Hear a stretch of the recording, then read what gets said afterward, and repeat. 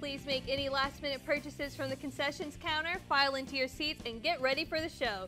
Ahead on this edition of The Real Deal, we've got the latest Hollywood headlines from Romelle Taday, an intriguing actor spotlight from Lohman, and a rant from that famously fuming Chauncey Baker. Remember to silence your cell phones and refrain from speaking during the program. I'm just kidding. But really, The Real Deal starts now.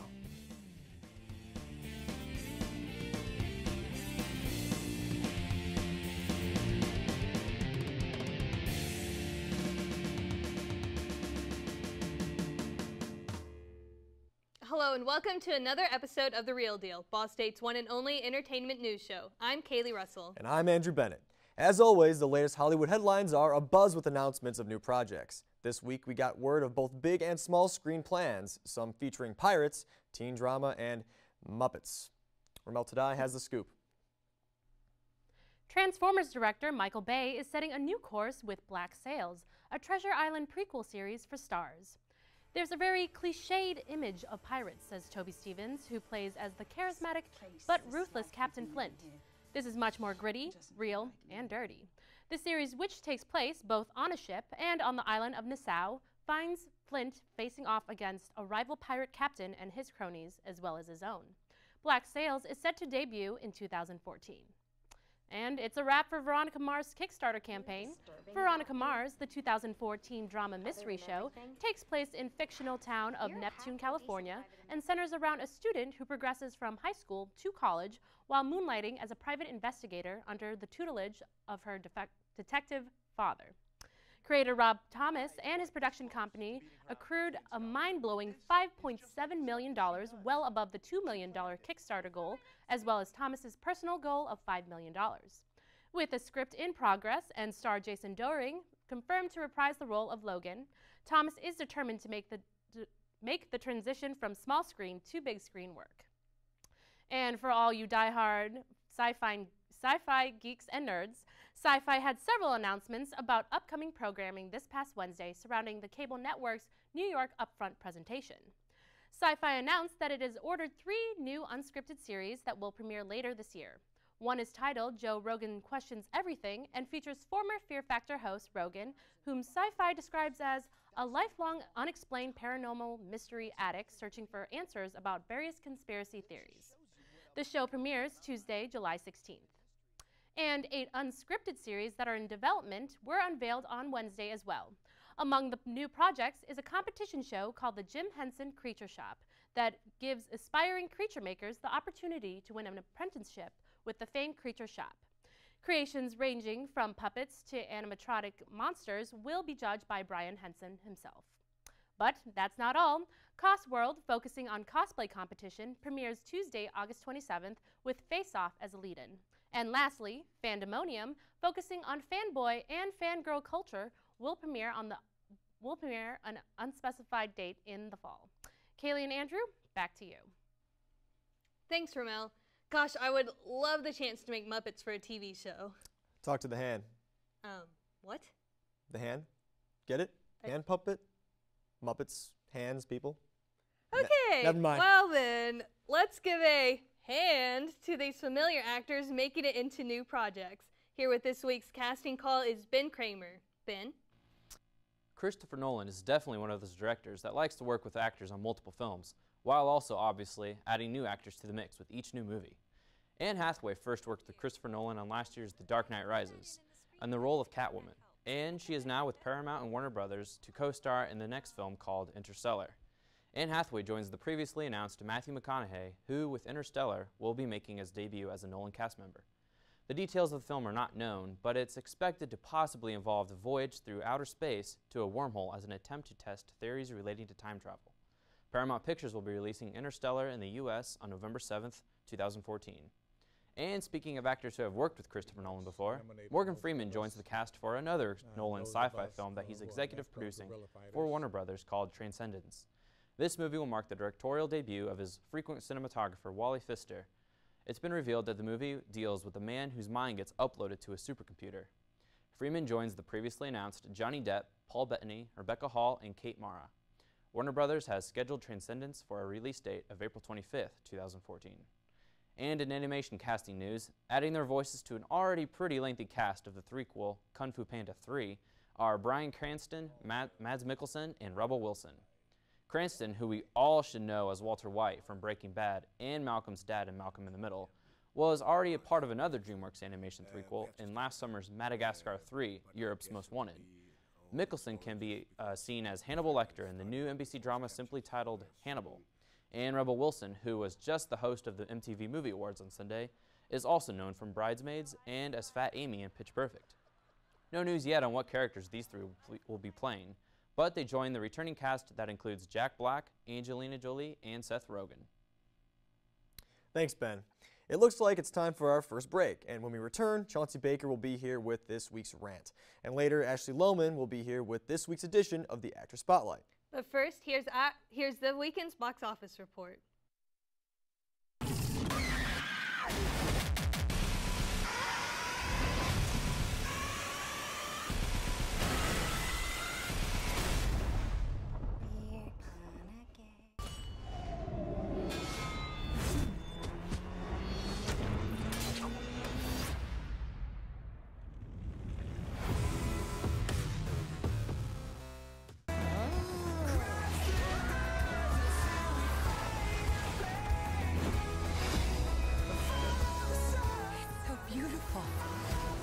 DreamWorks The Cruise.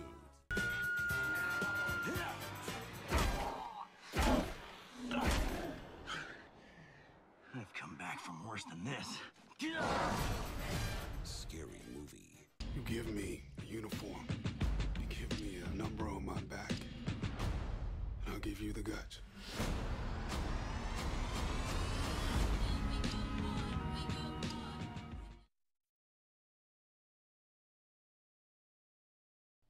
Welcome back. What could be more fun than playing with toys and board games? Not turning them into movies if our ranter has anything to say about it. With that rant, here's Chauncey Baker. Chauncey? Making films off existing licenses is incredibly easy to do.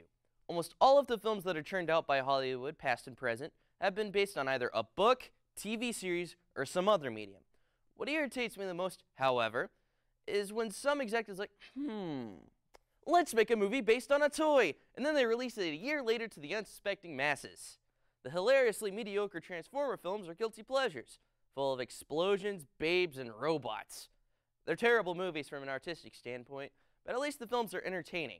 At least the first one was, anyway. The two sequels, however, are downright horrible. What's even worse is that they're making a fourth movie. What's next? Lincoln Logs, the movie? I can see the synopsis read like this. In a world of chaos, where logs have been declared illegal by the government, one young man must fight the system to bring building materials to the world. Of course, it would star Shia LaBeouf and Nicolas Cage as his father, since these two actors seem to be short of work as of lately. Board games have the same circumstances. Really, I haven't met one person that enjoyed the Battleship movie, and that at least had some decent actors like Taylor Kitsch and Liam Neeson. Aslan couldn't even save the movie. Now, board games could have some interesting films like Chutes and Ladders, starring Kristen Stewart. On second thought, that sounds terrible. How about Operation, where a man with a magical red nose manages to have random household objects transplanted inside of his body, and then it's up to a team of brave surgeons led by, just for the heck of it, let's say Gary Busey. He'd be the only actor to be in the lead in this potential cinematic disaster. I mean, he did star in The Ginger Dead Man. Let's throw in Jeff Goldblum as the man with a bunch of random stuff inside of his body. I think I'm onto something. Anyway, I digress. Has Hollywood really ran out of ideas that they're now relying on kids' toys and board games to drive Americans into theaters? Really, guys, you can do better. I'm Chauncey Baker, and this has been The Rant. You sunk my battleship. Thanks, Chauncey. There certainly are a lot of toys and games out there to mine ideas from. I'm still waiting for a Monopoly film about a young real estate entrepreneur who has to build up his hotel empire in Atlantic City, New Jersey. Right. And with that, it's time for our next break. But first, here's our recommendation of the week. The Fugitive stars Harrison Ford as Dr. Richard Kimball, a man wrongly accused and convicted of murdering his wife. However, he is able to escape from prison, giving him the chance to try to find out the identity of the real murderer. He is relentlessly pursued along the way by a U.S. Marshal played by Tommy Lee Jones, who comes to believe that the original case might not be as indisputable as it seemed. Directed by Andrew Davis, this 1993 film also stars now famous actresses Julianne Moore and Glee's Jane Lynch in small roles. Check it out. I came home, there was a man in my house. He had an artificial arm. Are you saying that I killed my wife? Are you saying that I crushed her skull and that I shot her?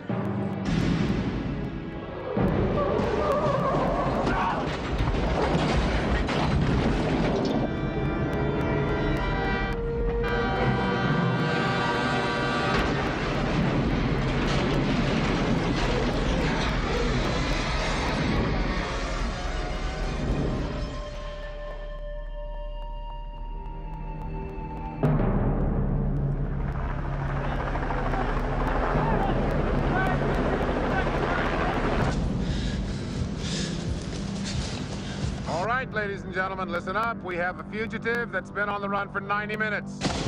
Average foot speed over uneven ground, barring injury, is 4 miles an hour. That will give you a radius of 6 miles. What I want out of each and every one of you is a hard target search of every gas station, residence, warehouse, farmhouse, hen house, outhouse, or dog house in this area. Checkpoints will go up at 15 miles.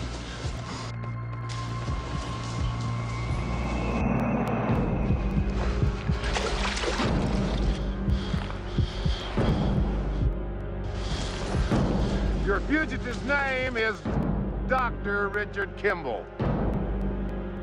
Go get him.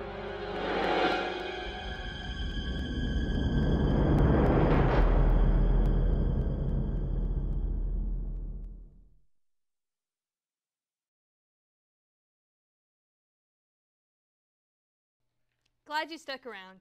Oftentimes, especially on television, an actor becomes really well known for playing one role in particular, but it can be fun to see just where they came from in their careers. With a look into the past of one of a current sitcom's favorite actors, here's Ashley Lohman with the Actor Spotlight. For this edition of the Actor Spotlight, I'd love to talk about an actor who is currently most recognized for his portrayal of a nerdy, sarcastic scientist who normally wears black, thick-rimmed glasses and a hoodie and usually an ironic t-shirt, and happens to live with an even bigger nerd who is a bit neurotic, to say the least. I'm referring to the Big Bang Theory's Leonard Hofstadter, portrayed by Johnny Galecki. Although many know Galecki as Leonard today, some might remember him as David, Darlene's sensitive boyfriend from the 90s sitcom Roseanne. Then there might be a few people who can still remember when he played Rusty Griswold in the classic holiday film National Lampoon's Christmas Vacation back in 1989. Since the start of his acting career at age 12, Galecki has been in quite a few TV shows and movies. However, unlike his current role, he used to only ever be cast as minor characters, usually as someone's son or younger brother. For starters, he received his first role as Dick Butkus's son in the 1987 made-for-TV film Time Out for Dad, which was about a retired football player, Butkus, who has to learn how to be a stay-at-home dad when his wife gets a new job. He was in his first movie in 1988 when he portrayed the younger brother of the late River Phoenix in A Night in the Life of Jimmy Reardon. In 1990, he received a recurring role as the main character's son in the sitcom American Dreamer, and he was actually nominated for a Young Artist Award for Best Young Actor starring in a television series for this particular role. Ironically, in 1991, he played Roseanne Barr's son in the TV movie Blackfield in Motion.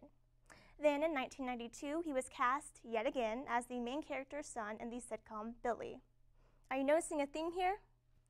Although he did portray a lot of very similar characters earlier on in his career, he was able to experiment a little more after his performance in Roseanne got him a little more recognition. After all, he was nominated for several more Young Artist Awards for his portrayal as David, and he even won one for Best Youth Comedian in 1994. When the show ended in 1997, Galecki quickly started accepting more supporting roles in movies. You just might remember seeing him in Bean, I Know What You Did Last Summer, Morgan's Ferry, and Vanilla Sky.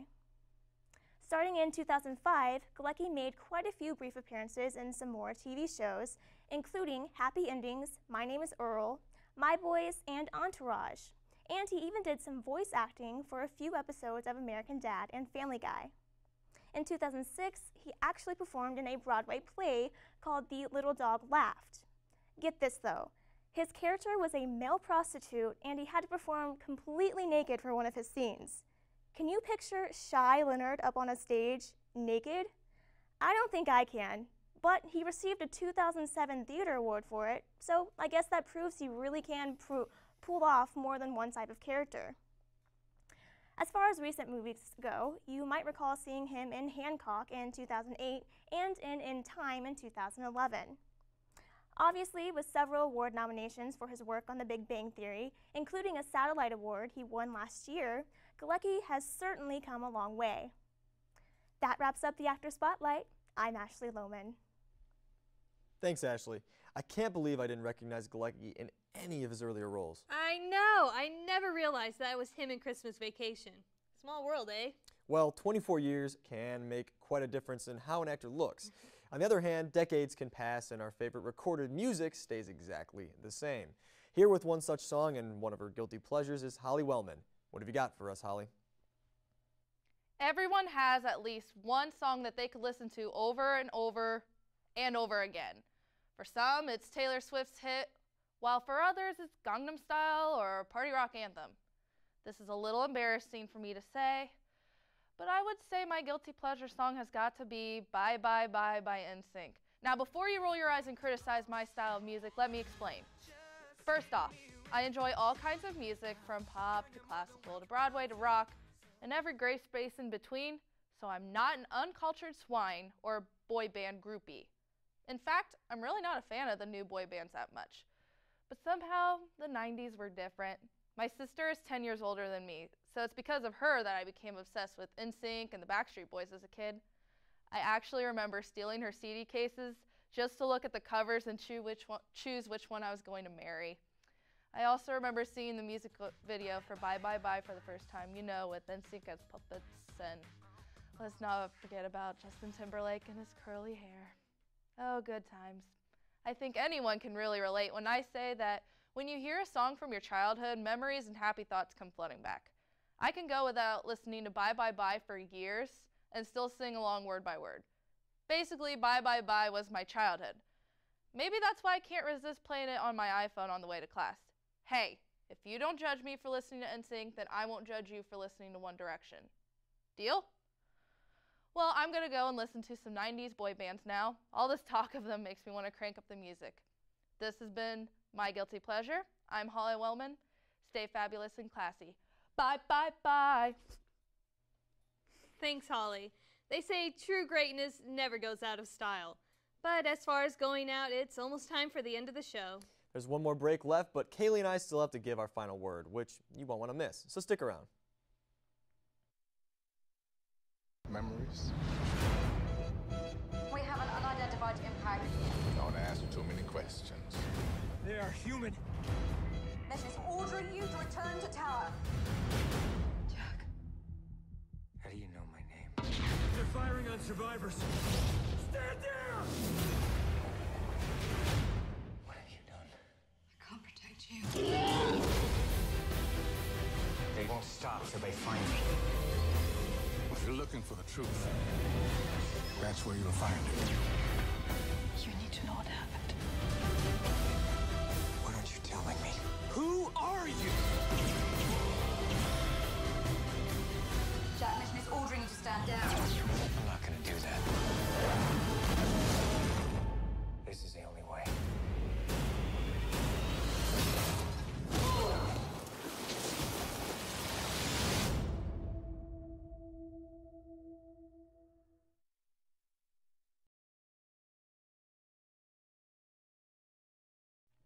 Thanks for sticking around, and now it's time for the final word. As a fan of the band Paramore, I was apprehensive that Paramore would bounce back after 2 of its members left in 2010. I waited 3 long years for another album, and finally it has been released. Paramore's new self-titled album came out last Tuesday. Let me just say, I couldn't be happier with how the now 3-member band has evolved. This album is a great comeback. Many of the songs are about moving on, growing up, and letting go. And I can really understand the journey that Paramore went through, from the Farrell brothers leaving the band to the remaining members trying to reinvent themselves. And this is definitely a reinvention. This album isn't a carbon copy of Paramore's previous albums, but I think that's a great thing. Each song is unique, from the No Doubt-esque anthem, Now, to the funky and soulful Ain't It Fun. Some people have complained that this new Paramore isn't sticking to its roots, but I see that as a good thing. They aren't the same band anymore, and they're trying to plant new roots.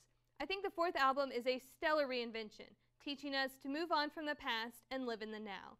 So give this album a listen. You won't be disappointed. And for my final word, I just wanted to express my personal anticipation for Christopher Nolan's upcoming project, Interstellar.